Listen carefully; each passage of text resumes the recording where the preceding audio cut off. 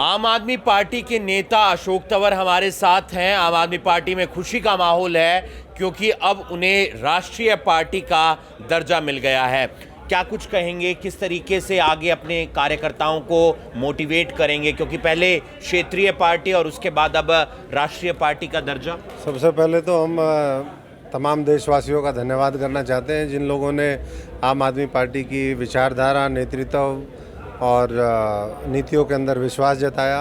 अरविंद केजरीवाल जी ने जो सोच आगे बढ़ाई थी उस पर चलते हुए कई राज्यों में मजबूत उपस्थिति दर्ज करवाई। आज हजारों की संख्या में चुने हुए प्रतिनिधि हैं और इससे जिम्मेदारी और कर्तव्य दोनों हमारा और बढ़ गया है।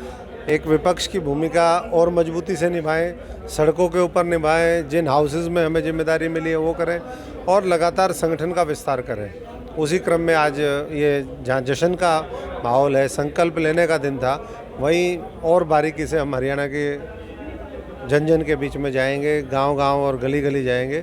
10 लाख लोग आम आदमी पार्टी के सदस्य बने हैं, उससे ज़्यादा, तो आज उनका भी यहाँ पर सम्मान समारोह था। क्या अशोक तंवर लोकसभा चुनाव लड़ेंगे, और लड़ेंगे तो कौन सी लोकसभा होगी वो? अशोक तंवर तो पंचायत का भी चुनाव लड़ेगा अगर केजरीवाल जी कहेंगे तो कोई चुनाव हो, पार्टी जो जिम्मेदारी देगी वो करेंगे। और वही पिछले लगातार मैं समझता हूँ, वैसे तो 3 दशक हो गए, लेकिन जब से आम आदमी में है जो दायित्व दिया गया उसको अच्छी तरीके से निभाने का काम किया है। कांग्रेस पार्टी में आप लंबे समय तक रहे, वहाँ पर प्रदेश अध्यक्ष भी आप रहे, लेकिन वहाँ पर खींचातान चलती रहती थी। फिलहाल कांग्रेस पार्टी को आप किस दिशा में जाते हुए देखते रहे हैं, क्योंकि वो तो मुख्य विपक्ष की भूमिका में है? कांग्रेस तो दिशाहीन हो चुकी है।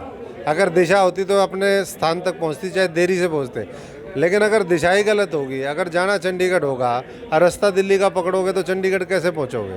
तो अब ऐसी दिशा हो रखी है।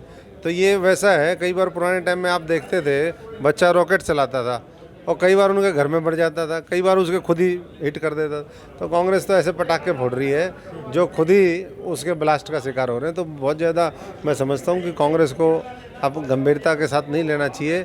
चुनौती जो है वो भारतीय जनता पार्टी को देश से, प्रदेश से और लोगों के दिमाग से निकालने की, और वो निकाल के छोड़ेंगे। एक आखिरी सवाल जो कांग्रेस पार्टी से जुड़ा हुआ है, किरण चौधरी बयान दे रही हैं भूपेंद्र सिंह हुड्डा पे, भूपेंद्र सिंह हुड्डा किरण चौधरी पर। आपने दोनों के साथ काम किया है, रणदीप सिंह सुरजेवाला कर्नाटक में काम कर रहे हैं। क्या गुटबाजी हावी है कांग्रेस में?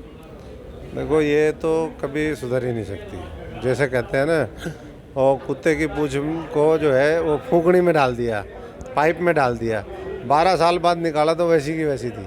तो यही मामला, ये गुटबाजी, अनुशासनहीनता, एक दूसरे की टांग खींचना, काट छाट करना, ये उसी का काम है। आज इसी वजह से जो है गधे कुर्सी पे बैठे हुए हैं। एक पीछे मैं देख रहा था, व्हाट्सएप में चल रहा था कि कुत्ते और गधे के बीच में कंपटीशन हो गया कि भाई जो सिंहासन पे पहले जा कर के कौन बैठेगा।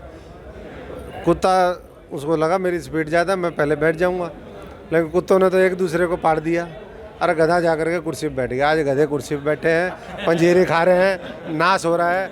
अरे इसको बदलेंगे हालात। तो आप देख सकते हैं अशोक तंवर, जिन्होंने बीजेपी पार्टी पर भी निशाना साधा और अपनी पुरानी पार्टी जिसमें वो प्रदेश अध्यक्ष भी रह चुके हैं कांग्रेस, उनके नेताओं को भी दिशाहीन बताया और कड़े जो शब्द हैं वो कांग्रेस पार्टी के खिलाफ बोलते हुए नजर आए अशोक तंवर। न्यूज़ 18 हरियाणा के लिए करनाल से हिमांशु नारंग।